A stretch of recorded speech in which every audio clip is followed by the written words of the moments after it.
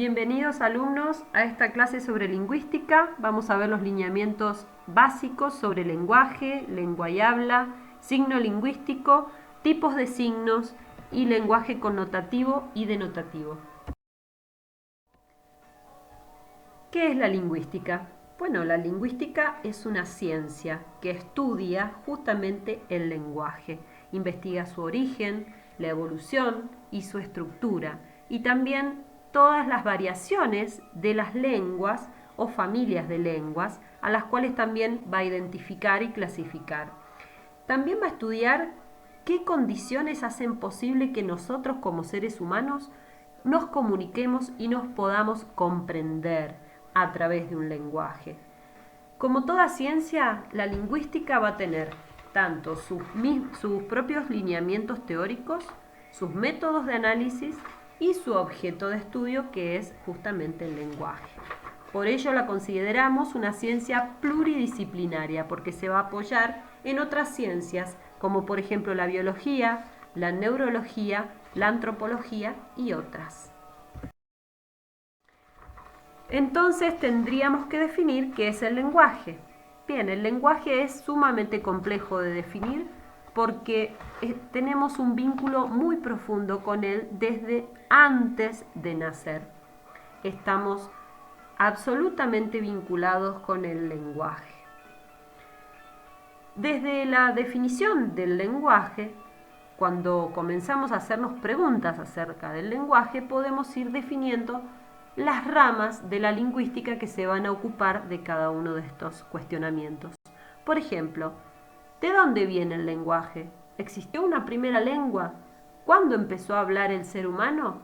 Están relacionados con una rama que estudia el origen del lenguaje. ¿Qué factores influyen a un cambio lingüístico o cómo nacen y mueren las lenguas? Por ejemplo, el latín, que es una lengua muerta, eso se ocupa de la evolución del lenguaje. ¿Cómo adquieren los niños el lenguaje o qué estructuras lingüísticas tienen, cómo se ordenan esas estructuras lingüísticas para poder expresarse? ¿Qué límites existen en la adquisición del lenguaje o qué factores influyen en el proceso de adquisición? Se va a ocupar otra rama del estudio de la lingüística. La neurolingüística, por ejemplo, se va a encargar de aquellas áreas del cerebro que se especializan en la adquisición, por ejemplo, en la escucha, en la producción del lenguaje. Cómo se codifica la gramática en términos neurológicos, o si se pueden identificar qué funciones lingüísticas tenemos en el cerebro.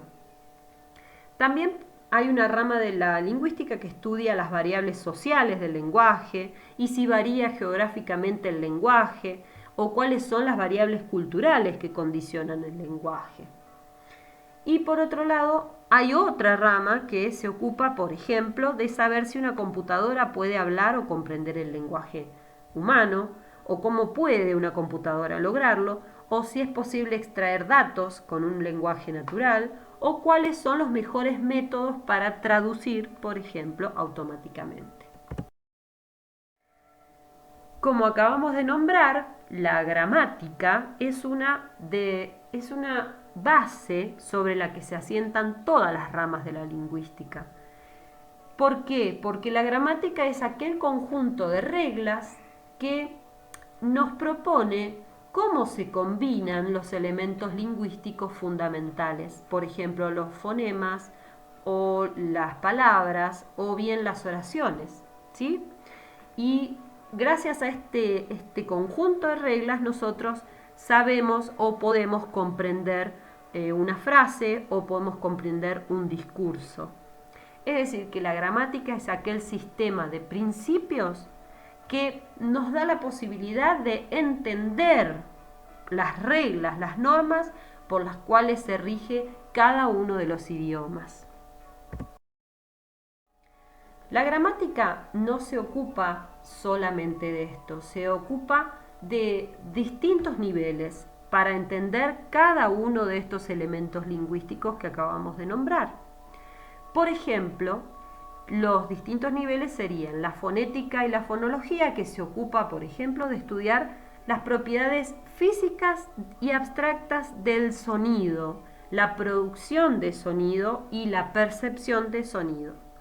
La morfología analiza cómo se forman las palabras a partir de elementos menores que tienen ya sentido.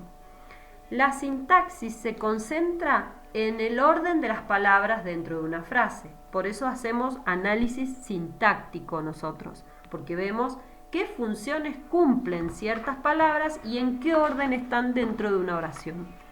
La semántica ya se ocupa del sentido o el significado de las palabras y cómo se van combinando para producir un determinado significado o sentido, ¿sí?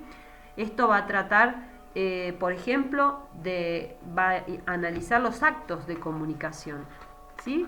Y va a entrar en contexto también el conocimiento enciclopédico o las competencias que tengamos para comprendernos. Y por último, el análisis del discurso se va a focalizar en el uso del lenguaje en conjuntos lingüísticos aún mayores, como los que hicimos nosotros, por ejemplo, de analizar el discurso mediático o analizar el discurso político. Hablamos ahora del padre de la lingüística moderna, Ferdinand de Saussure. Este lingüista suizo, tras su muerte, en 1916, se va a publicar su libro Curso de Lingüística General, que son apuntes de sus alumnos, que los reúnen en una publicación. Y el enfoque de este tipo de lingüística se va a llamar estructuralista o formalista. En este libro, Saussure va a proponer una distinción entre lengua y habla, y él va a elegir como su objeto de estudio la lengua.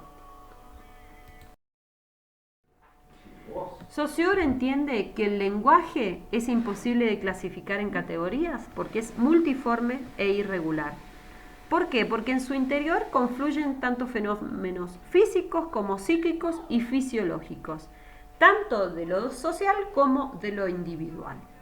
Por eso va a distinguir que el lenguaje tiene dentro de sí dos hechos: la lengua, que es el sistema de signos, y el habla, que es el uso de ese sistema de signos. La lengua es entonces adquirida, convencional, particular de cada sociedad. Es un producto social de la facultad del lenguaje. Es decir, que cuando nosotros nacemos, adquirimos una lengua materna que está hecha, digamos, en lo concreto por nuestro idioma.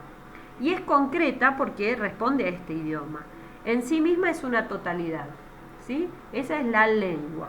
Y por otro lado, el habla es el uso de esa lengua, es el acto individual de voluntad e inteligencia, por el cual nosotros seleccionamos y combinamos y articulamos distintos sonidos o elementos del sistema de la lengua para expresar nuestro pensamiento.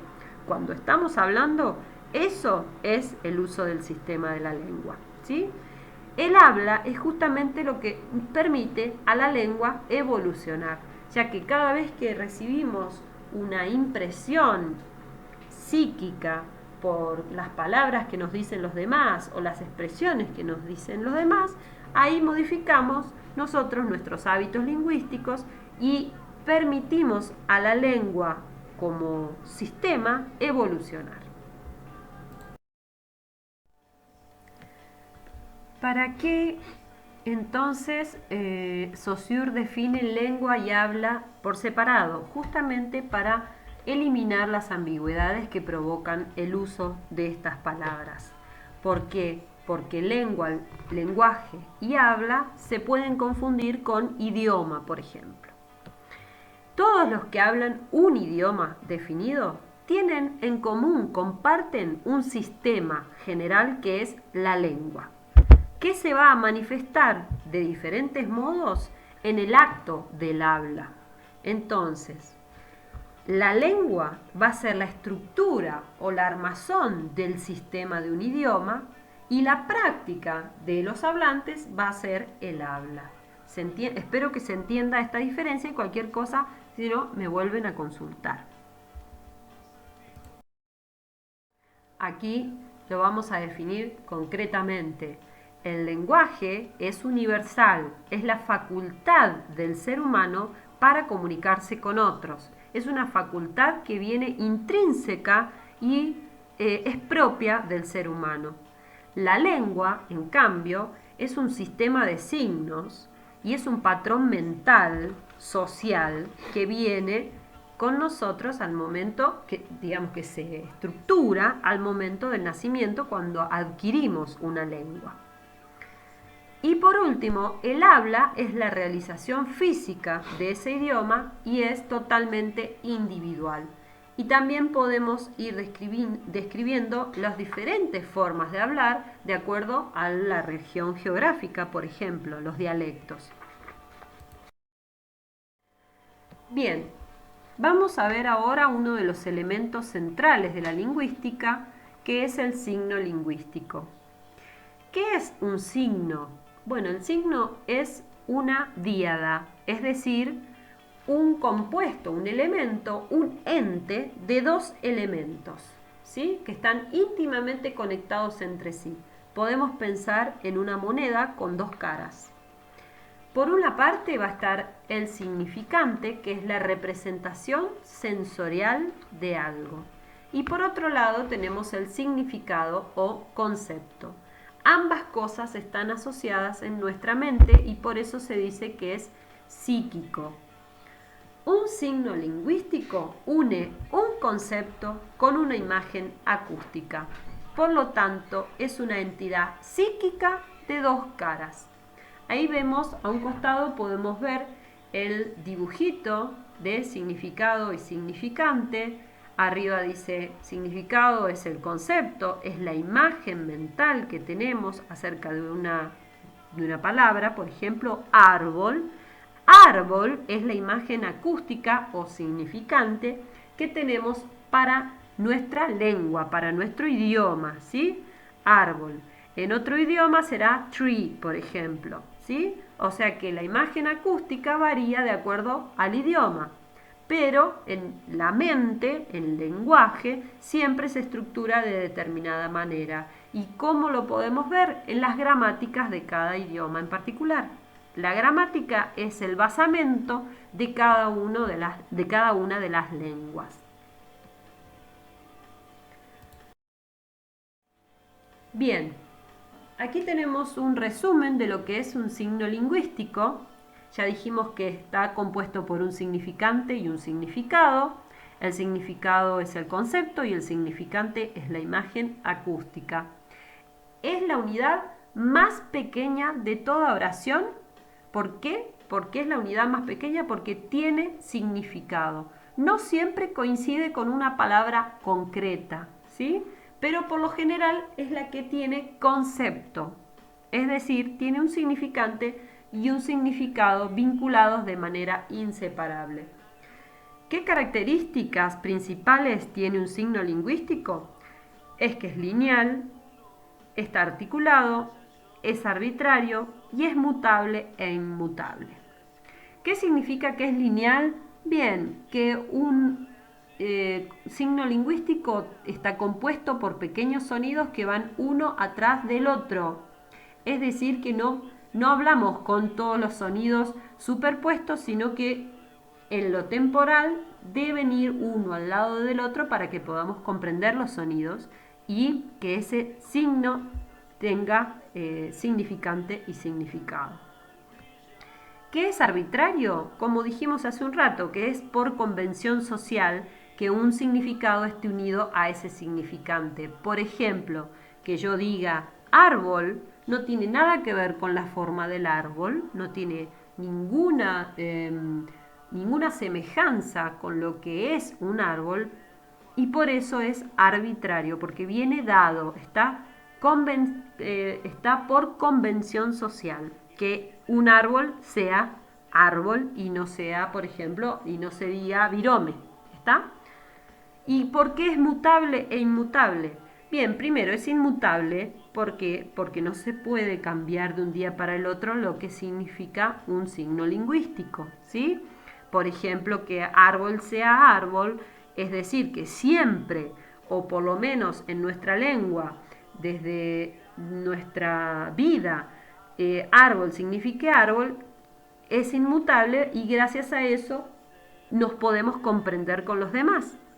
Pero al mismo tiempo puede ir mutando esa relación entre significado y significante, puede ir mutando, puede ir transformándose, que el significado de una palabra cambie. ¿Por qué? Porque a lo largo de la historia muchas palabras han ido mutando su significado. Por ejemplo, y ustedes pueden en esto ayudarme, la palabra manija, que para mí es simplemente un aparato para abrir una puerta, por ejemplo, para ustedes que yo les diga manija puede significar otra cosa, es decir, que ese signo fue mutando, ¿sí? Bien, para Ferdinand de Saussure, este concepto de signo lingüístico está en la mente del hablante, ¿sí? No es lo físico. ¿Se entiende? La imagen acústica no es el sonido, sino la huella psíquica en la mente de cada uno de nosotros. Que cuando yo digo árbol, se imaginan un árbol, viene el concepto de árbol a sus cabezas, ¿sí? Es la huella psíquica, ¿sí? Todo esto ocurre en la mente del hablante, no es la realización física de la palabra. Bien, y por último vamos a ver ahora qué tipos de signos definimos como indicios, íconos y símbolos. Bien, los tipos de signos están definidos principalmente por su semejanza con la realidad. Por ejemplo, los íconos establecen una relación de semejanza entre significante y significado, es decir, es lo más parecido a la realidad. Lo que quiere decir, por ejemplo, en ese ejemplo que les pongo, es que es para personas con alguna discapacidad física. ¿Sí? ¿Se entiende? Hay una semejanza con una realidad. Por ejemplo, los emoticones de tristeza o de alegría, eso también son íconos. Los indicios establecen una relación de consecuencia directa entre significante y significado. Por ejemplo, que haya huellas en la arena o huellas de persona en la arena me va a estar indicando a mí que por ahí pasó caminando una persona. O por ejemplo, si yo miro el cielo y veo un relámpago o escucho un trueno, es un indicio de que está por llover o que hay lluvia en algún lugar. O el indicio de que hay humo a lo lejos, a mí me está dando el indicio de que hay un fuego, de que hay fuego. ¿Sí? Por último, los símbolos no tienen ningún tipo de semejanza con la realidad y la relación que se establece está creada convencionalmente por las personas. ¿Sí? Es como el signo lingüístico, es decir, que yo necesito, por ejemplo, que alguien me explique el significado de la palabra stop para saber qué significa alto, ¿sí? O el símbolo de la paz, por ejemplo, que para que yo entender que eso significa paz, debo haberlo aprendido porque es una convención, es arbitrario. Bien, por último vamos a hacer la distinción entre lenguaje denotativo y connotativo porque está trabajando con esta relación entre significado y significante y ahora les voy a explicar de qué manera. El lenguaje denotativo es el lenguaje objetivo que podemos encontrar, por ejemplo, en una definición de diccionario. Por ejemplo, perro es en un diccionario, el lenguaje denotativo es un animal doméstico de 4 patas que ladra y mueve la cola, por ejemplo, ¿sí? No hay ningún tipo de simbología en este tipo de lenguaje. Este lenguaje se encuentra, por ejemplo, en los textos no literarios. en una noticia, en una definición, como les dije recién, en una enciclopedia, en un texto científico, etc. En cambio, el lenguaje connotativo es aquel que se emplea de manera simbólica, figurada, que no comunica información sino sensaciones. Miren aquí, por ejemplo, el ejemplo que les acabo de dar de perro. Por ejemplo, en un lenguaje connotativo, si yo digo Juan Carlos jugando al fútbol es un perro, esa palabra perro no toma el lenguaje, o sea, la definición denotativa, sino que vamos a estar usando la simbología, lo figurado con respecto al perro. ¿Qué significa?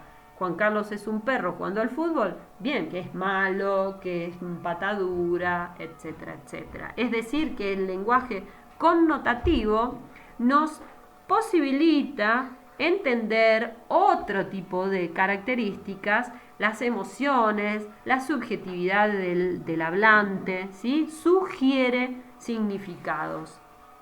Esto lo podemos encontrar principalmente en la literatura o en los dichos o en los dobles sentidos, etcétera, etcétera, etcétera. El ejemplo ahí que dice más vale pájaro en mano que 100 volando no está hablando de lo denotativo, lo real, sino en una forma figurada de que más vale asegurar una sola cosa que tener un montón sin asegurar ninguna. Espero que les haya gustado esta clase sobre lingüística y espero todos sus comentarios en el Classroom.